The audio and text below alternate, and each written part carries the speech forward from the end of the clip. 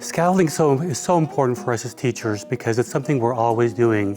Whenever you go into any teacher workshop or any teacher class, we're always going to be talking about scaffolding because it's the thing that we're always doing for students to make it so that they can be successful.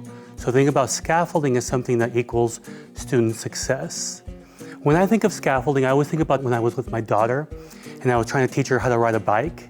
And what I did is I would put on a big sweatshirt on her. And as she started pedaling, I would just help her as much as possible. I was literally picking her up sometimes.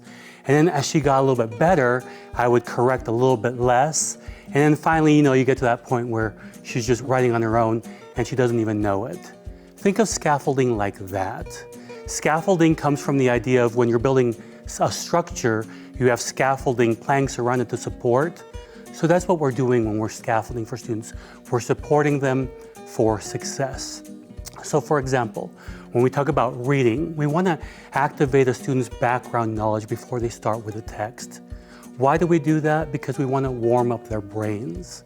So if we're lecturing or we're showing a movie or of course reading an article, we want to say, hey, here's what's coming up. Here's what you can look forward to as you're reading. And that warms up their brain and prepares them for that. Then what we can do with writing is we can create sentence stems for them, where the students know they can kind of fill in the blank to know what's coming up, because it might be a new way of writing a sentence for them, or writing a paragraph. Let's say you're writing a compare and contrast paragraph. Well, we can start the paragraphs for them, and that's scaffolding. We're supporting them for success.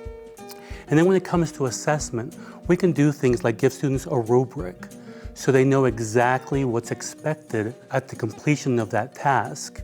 Or if it's something that's brand new to them, we can show them an example of something that would work well for them, kind of what we're looking for.